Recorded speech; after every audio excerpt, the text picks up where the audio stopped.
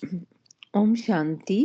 अ, आज की मुरली की डेट है 26 अप्रैल 84 और आज की मुरली का हेडिंग है रूहानी वचित्र मेले में सर्व खजानों की प्राप्ति। तो ये रूहानी मेला, एक मेला तो हम लौकिक में देखते हैं जहाँ झूले और सब कुछ में मैजिक वाले और सभी लगे होते हैं, वो तो देखे होंगे जैसे कुंभ का मेला ना। मगर ये है रूहानी विचित्र मेला। ये रूहानी का मतलब है हमारी रूहों का, आत्माओं का मेला विचित्र, जिसमें आत्मा आत्मा से मिलती है। तो रूहानी विचित्र मेले में सर्व खजानों की प्राप्ति। आज बाप दादा बच्चों के मिलन की लगन को देख रहे हैं। सभी दूर दूर से किस लिए आए हैं? बाबा क्वेश्चन सभी से कर रहे हैं। मिलन मनाने के लिए, अर्थात मेले में आए हैं। रूहानी मेला, विचित्र मेला। ऐसे मेले का मिलना भी विचित्र है। विचित्र आत्माएं विचित्र बाप से मिलती हैं।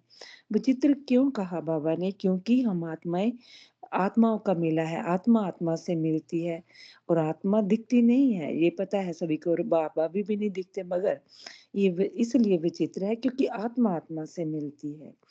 यह ने सागर, सागर बाबा विचित्र विचित्र। इसलिए है कि उसका कोई चित्र नहीं बना सकते, हाँ, चित्र पहली नहीं चीज़। दिखता नहीं, और हाँ। और जो दुनिया में जो सारी चीज़ें हैं उससे अलग है, इसीलिए उसको अलग है, विचित्र डिफरेंट कहते है। हाँ, क्योंकि परमपिता परमात्मा आते हैं वहाँ पर मिलने के लिए आत्माओं को, इसलिए भी विचित्र है। तो बाबा को यहाँ सागर बोला है क्योंकि वो ज्ञान का सागर है, और नदियाँ हम आत्माओं को बोला है। तो यह सागर और नदियों का मेला है। ईश्वरीय परिवार के मिलने का मेला है। यह मेला एक बार के मेले से अनेक बार की सर्व प्राप्तियों प्राप्ति करने का मेला है। इस मेले में खुले भंडार, खुले खजाने हैं। जिसको जो खजाना चाहिए, जितना चाहिए उतना बिगर खर्चे के अधिकार से ले सकते हैं। लॉटरी भी है। जितनी भाग्य की श्रेष्ठ लॉटरी लेनी चाहे उतनी ले सकते हैं।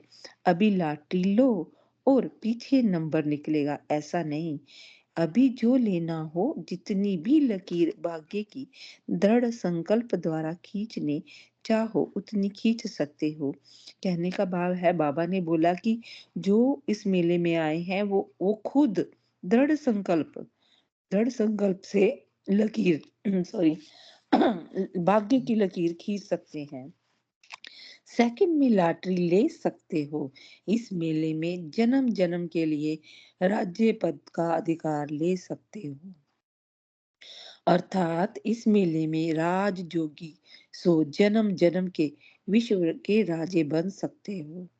तो देखो बाबा ने यहाँ हमें, जो हम सतयुग में विश्व महाराजन राजा बनते हैं, तो बाबा ने बोला इस मेले में आकर वो तुम ले सकते हो भाग्य को।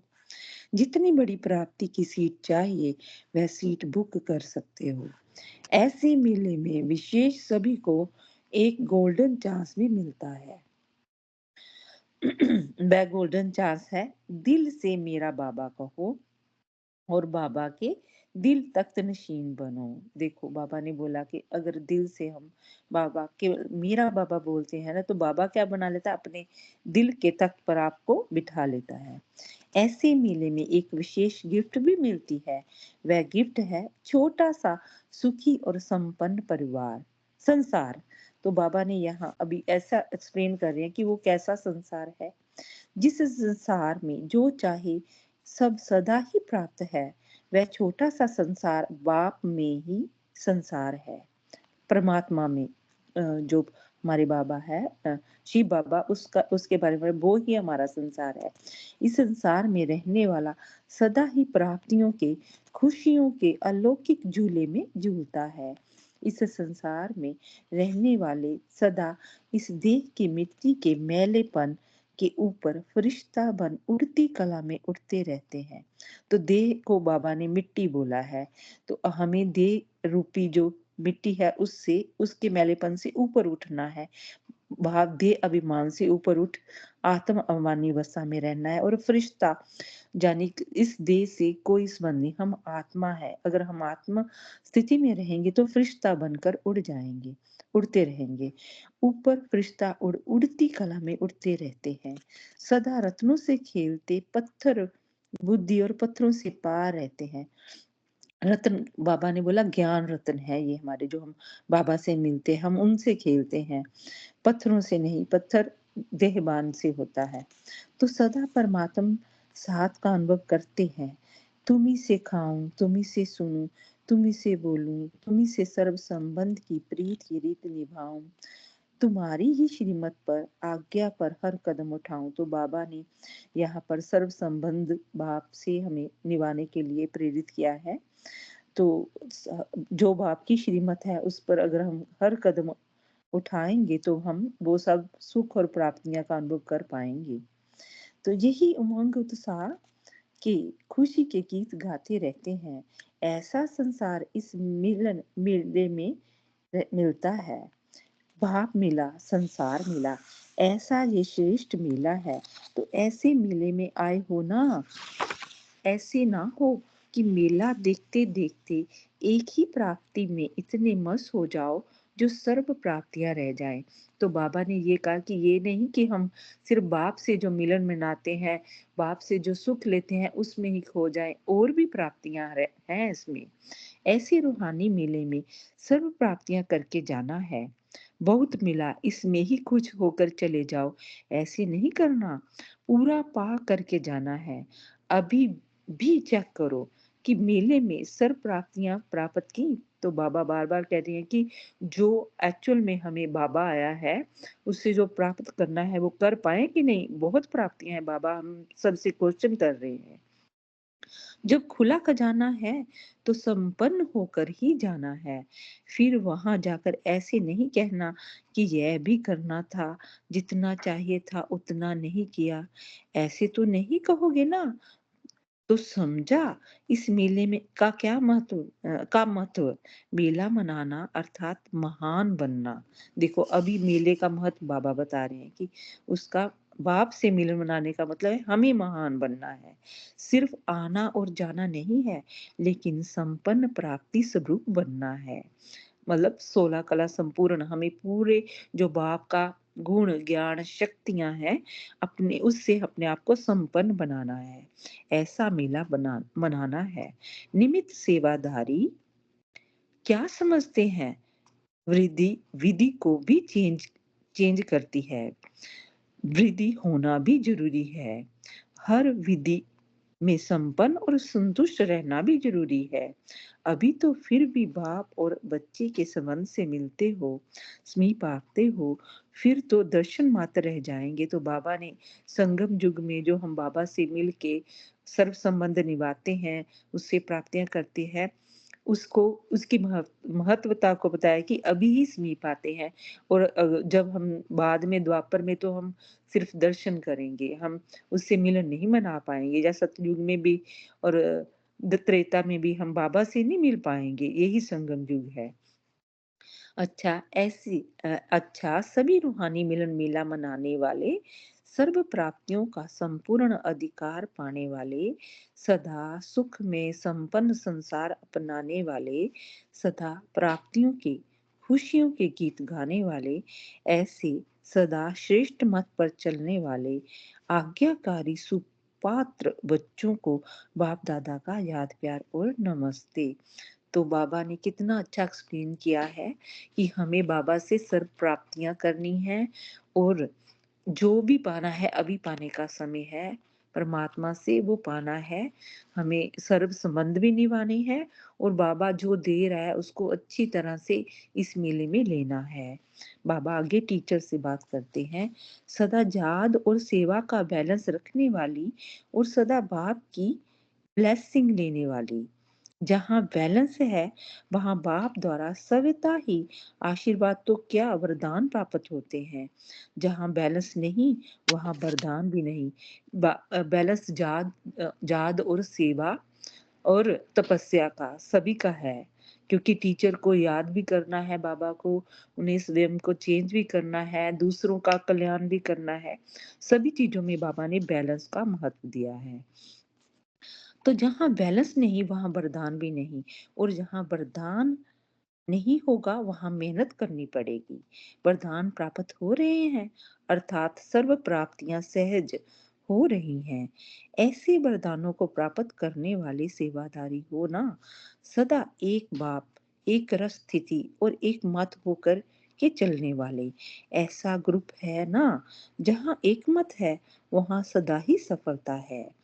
भाव हमें सबको मिलके एक साथ संगठन में चलना है, एक मत पर चलना है। तो सदा हर कदम में बाप वरदाता द्वारा वरदान प्राप्त करने वाले ऐसे सच्चे सेवादारी सदा अपने को डबल लाइट समझकर सेवा करते रहो। जितने हल्के उतना सेवा में हल्कापन, और जितना सेवा में हल्कापन आएगा उतना सभी सहज उड़ेंगे और उड़ाएंगे। तो बाबा ने सेवा में हल्कापन यानी लाइट, कोई बाबा कर्ण करावनहार मैं निमित्त हूँ, ऐसा अगर समझेंगे तो हल्का हल्कापन रहेगा। डबल लाइट बंद सेवा करना, याद में रहकर सेवा करना, यही सफलता का आधार है। उस सेवा उस सेवा का प्रत्यक्ष फल मिलता है। तो बाबा ने याद और सेवा में डबल लाइट रहने का भी महत्व बताया टीचर्स को। आगे बाबा पार्टियों से बोल रहे हैं। पार्टियों से व्यक्त बाबा बाप दादा की मुलाकात। संगम युग सदा सर्व प्राप्ति करने का युग है।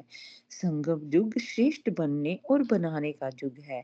ऐसे युग में पाठ बजाने वाली आत्माएं कितनी श्रेष्ठ हो गई, तो सदा यह स्मृति रहती है कि हम संगम युगी श्रेष्ठ आत्माएं हैं। सर्व प्राप्तियों का अनुभव होता है। बाबा हमसे क्वेश्चन कर रहे हैं कि आप अपने आप को श्रेष्ठ आत्मा समझते हो? आपको सर्व प्राप्तियों का अनुभव है? बाबा क्वेश्चन कर रहे हैं कि हमें जो प्राप्तियां हो रही हैं उनका अनुभव है? जैसे आज की मुरली में भी आया अनुभवी मूर्त, अनुभवी होना है हमें, केवल पढ़ना नहीं, जो प्राप्तियां हो रही हैं उसका अनुभव करना है।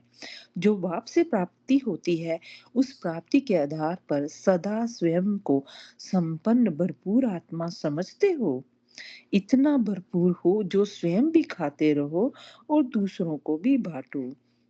जैसे बाप के लिए कहा जाता है भंडारे भरपूर है, ऐसे आप बच्चों का भी सदा भंडारा भरपूर है, कभी खाली नहीं हो सकता। जितना किसी को देंगे उतना और ही बढ़ता जाएगा। जैसे दादियों को देखो, दादियों ने कितना कितना दिया सेवा करके, और उतनी ही वे भरपूर हो गई। ऐसे हम बच्चों को भी बाबा से लेकर दूसरों को देना है, तो क्या होगा? सदा भंडारा भरपूर हो जाएगा, कभी खाली नहीं हो सकता। जितना किसी को देंगे उतना और ही बढ़ता जाएगा। जो संगम युग की विशेषता है वह आपकी विशेषता है। हम संगम युगी सर्व प्राप्ति स्वरूप आत्माएं हैं। इस स्मृति में रहो। संगम युग पुरुषोत्तम युग है। इस युग में पाठ बजाने वाले भी पुरुषोत्तम हुए ना। दुनिया की सर्व आत्माएं आपके आगे साधारण हैं। आप अलौकिक और न्यारी आत्माएं हो। वह अज्ञानी है, आप ज्ञानी हो। वह शूद्र है और आप ब्राह्मण हो। जिनको ज्ञान नहीं है, बाबा ने कंपैरिजन किया कि आप ज्ञानवान हो, तो हमें क्या करना है? कोशिश करनी है उनके भी दुख दूर हो जाए। तो बाबा आगे कंपैरिजन कर रहे हैं। वह दुख धाम वाले हैं। वो क्यों दुख धाम वाले? क्योंकि वो देहबान में रहते हैं। काम, क्रोध, लोभ, मोह, अहंकार, ये पांचों विकार है, तो वो दुखी हैं। तो हमें पता चल गया, हमें नॉलेज पता लग गया, हम आत्मा है, तो हम इनसे मुक्त हैं, तो हम क्या है? सुखी हैं। वह दुख धाम वाले हैं और आप संगम युग वाले हो। संगम युग भी सुख धाम है। कितने दुखों से बच गए हो? अभी साक्षी होकर देखते हो कि दुनिया कितनी दुखी है और उनकी भेंट में हम कितने सुखी हो। फर्क मालूम होता है ना? तो सदा हम पुरुषोत्तम युग की पुरुषोत्तम आत्माएं, सुख स्वरूप श्रेष्ठ आत्माएं हैं। इसी स्मृति में रहो। अगर सुख नहीं, श्रेष्ठता नहीं, तो जीवन नहीं। तो बाबा ने संगम युग पर हम सभी को क्या कहा, हम सुख धाम में हैं। तो हमें क्या रहना, हमें खुद भी सुख में रहना है और दूसरों को भी सुख देने की कोशिश करनी है, उनको भी बाबा का ज्ञान देना है ताकि वो भी सुखी हो जाए। सदा याद की खुशी में रहते हो ना, खुशी ही सबसे बड़े ते बड़ी दुआ दुआ और दवा है। सदा यह खुशी की दवा और दुआ लेते रहो तो सदा खुश होने के कारण शरीर का हिसाब किताब भी अपनी तरफ खींचेगा नहीं। न्यारे और प्यारे होकर शरीर का हिसाब किताब चुकतू करेंगे। कितना भी बड़ा कर्म भोग हो, वह भी सूली से कांटा हो जाता है। कोई बड़ी बात नहीं लगती। समझ मिल गई यह हिसाब किताब है तो खुशी खुशी से हिसाब किताब चुकतू करने वाले के लिए वह सब सहज हो जाता है। अज्ञानी हाय हाय करेंगे और ज्ञानी सदा वाह मीठा बाबा वाह ड्रामा की स्मृति में रहेंगे। सदा खुशी के गीत गाओ, बस यही याद करो कि जीवन में पाना था वह पा लिया, जो प्राप्ति चाहिए वह सब हो गई। सर्व प्राप्ति से भरपूर भंडारे हैं। जहाँ सदा भंडारा भरपूर है, वहाँ दुख दर्द सब समाप्त हो जाते हैं। सदा अपने भाग्य को देख हर्षित होते रहो। वाह मेरा श्रेष्ठ भाग्य। तो हम सभी को बोलना है, वाह मेरा श्रेष्ठ भाग्य। वही सदा मन में गीत गाते रहे। तो आज सारा दिन यही याद रखना है, वाह मेरा श्रेष्ठ भाग्य, वाह कितना बड़ा आपका भाग्य है। दुनिया वालों को तो भाग्य में संतान मिलती है, धन मिलता है, संपत्ति मिलेगी, लेकिन जहाँ क्या मिलता है, स्वयं भाग्य विधाता ही भाग्य में मिल जाता है। भाग्य विधाता जब अपना हो गया तो बाकी क्या रह गया, यह अनुभव है ना। सिर्फ सुनी सुनाई पर तो नहीं चल पड़े। बड़ों ने कहा भाग्य मिलता है और आप चल पड़े, इसको कहते हैं सुनी सुनाई पर चलना। बाबा ने अभी अनुभव पर जोर दिया है कि हमें अनुभव करके फिर, ये नहीं कि उन्होंने कहा और उस पर चल पड़े। बड़ों ने कहा भाग्य मिलता है और आप चल पड़े, इसको कहते हैं सुनी सुनाई पर चलना। तो सुनने से समझते हो या वह अनुभव से समझते हो, सभी अनुभवी हो। संगम है ही अनुभव करने का युग। देखो वरदान आज की मुरली का अनुभव करना है, बाबा की प्राप्तियां जो हो रही हैं हमें उसका अनुभव करना है। इस युग में सर्व प्राप्ति का अनुभव कर सकते हो।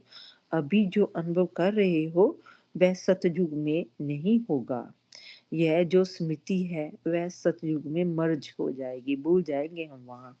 यह अनुभव करते हो कि बाप मिला, वहाँ बाप की तो बात ही नहीं, तो अभी बाप के साथ का हमें अनुभव करना है। संगम युग ही अनुभव करने का युग है। तो इस युग में सभी अनुभवी हो। अनुभवी आत्माएं कभी भी माया से धोखा नहीं खा सकती। धोखा खाने से ही दुख होता है। अनुभव की अथॉरिटी वाले कभी धोखा नहीं खा सकते। सदा ही सफलता को प्राप्त करते रहेंगे, सदा खुश रहेंगे। तो वर्तमान सीजन का वरदान याद रखना, सर्व प्राप्ति स्वरूप संतुष्ट आत्माएं हैं। तो हम क्या है, सर्व प्राप्ति स्वरूप संतुष्ट आत्माएं। संतुष्ट आत्मा है भी और सुस्त संतुष्ट बनाने वाले हैं। अच्छा, ओम शांति। ओम शांति। आप सभी आत्माओं का बहुत बहुत धन्यवाद।